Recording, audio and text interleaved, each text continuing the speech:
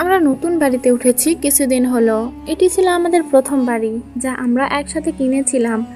বাড়িটি বেশ পুরনো, কিন্তু আশেপাশের পরিবেশটা চমৎকার। আমরা যখন প্রথম এসে ঢুকলাম, বাড়ির ভেতরের অন্ধকার এবং নীরবতা আমাদের একটু অস্বস্তি দিল।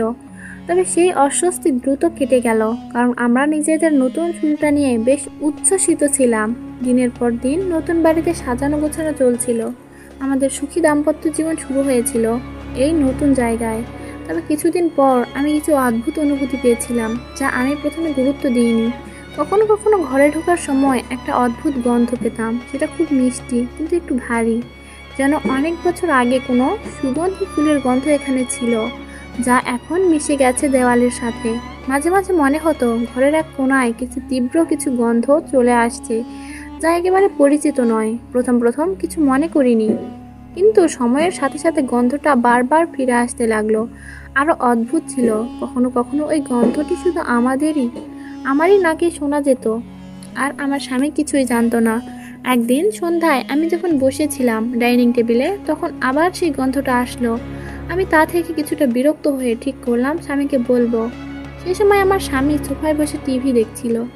আমি তার কাছে গিয়ে বললাম, আজ আবার সেই গন্ধটা এসেছে, তুমি জানো তো? কিছুদিন ধরে আমি এই গন্ধটা অনুভব করছি।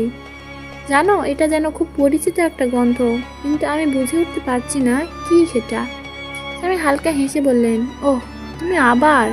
আমি তো কিছুই অনুভব করছি না। তুমি কি নিশ্চিত এটা গন্ধ?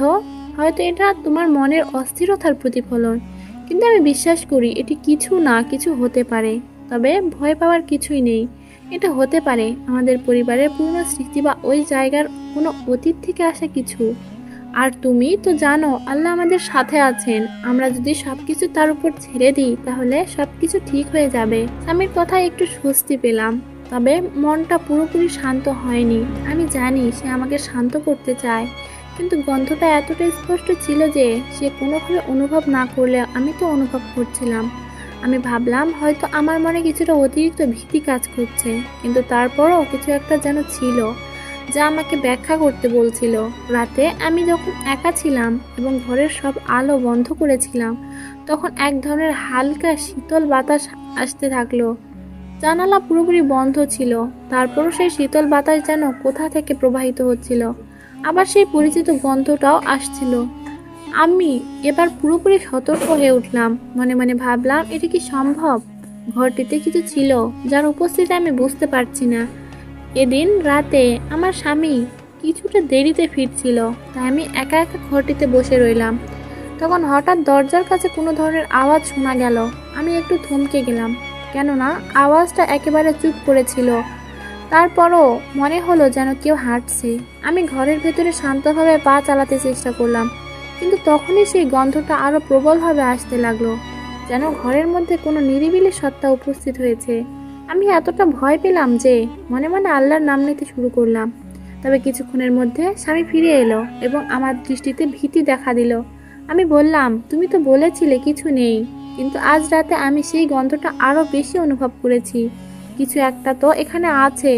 এটা আসলে আমার মনের ভীতি নয়, কিছু একটা সত্যি ঘটছে। স্বামী সেদিন একটু গভীরভাবে ভাবলেন, তারপর বললেন, দেখো, হয়তো তোমার মনে যা চলছে সেটা কিছু বেশি হয়ে গেছে, কিন্তু আমরা যখন নতুন জায়গায় থাকি তখন কিছু পুরনো স্মৃতি বা অতীতের ছোঁয়া আমাদের কাছে আসতে পারে। এটা হয়তো আমাদের বাড়ির এই আগের বাসিন্দাদের স্মৃতি, কিংবা জায়গাটির সাথে সম্পর্কিত কিছু। তবে একথা মনে রেখো, আল্লাহ আমাদের সঙ্গে আছেন, এবং আমরা যদি তার নাম জপ করি, কোনো কিছুই আমাদের ক্ষতি করতে পারবে না। সবকিছুই আল্লাহর হাতে। আমার স্বামী তখন আমাকে শান্ত করার জন্য আমার পাশে এসে বসলো। তার কথা শুনে আমি আবার কিছুটা স্বস্তি পেলাম, তবে গন্ধের উপস্থিতি এবং ওই অদ্ভুত অনুভূতি কিছুতেই মাথা থেকে বের হচ্ছিল না। আমি ভাবলাম, তাহলে কি এই বাড়ির কিছু অতীত থেকে এসব ঘটছে? এটা কি সম্ভব যে আসলে এই বাড়ি আমাদের জন্য ছিল না? আমার চিন্তা তখনই থামলো যখন আমার স্বামী একদিন বললেন, তুমি কি জানো, অনেক সময় আমাদের বাড়ির পুরনো কিছু স্মৃতি ঢুকে যায়। হতে পারে আমাদের এই বাড়ির আগের বাসিন্দারা এর আগে এখানে ছিলেন এবং তাদের কোনো স্মৃতি এখনো এই জায়গায় রয়েছে। তবে একমাত্র আল্লাহ জানেন এসব ঘটনার প্রকৃতি কী। তাই এসব বিষয়ে ভয় পাওয়ার কিছু নেই। আমাদের কাছে যারা ভালোবাসা আর আল্লাহর আশীর্বাদ আছে, তাদের কোনো কিছুই আমাদের কোনো ক্ষতি করতে পারে না।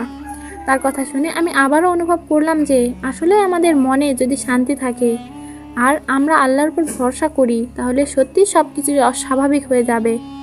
দিন দিন আমি সেই অদ্ভুত গন্ধের উপস্থিতি আর অনুভূতিগুলো অনুভব করা বন্ধ করে দিলাম।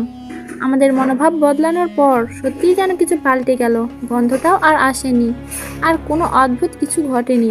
এভাবে আমি শিখলাম যে নতুন জায়গায় এসে পুরনো স্মৃতির ছোঁয়া আসতে পারে, কিন্তু আমাদের বিশ্বাস এবং আল্লাহর সাহায্য ছাড়া কিছুই আমাদের অগ্রসর করতে পারে না।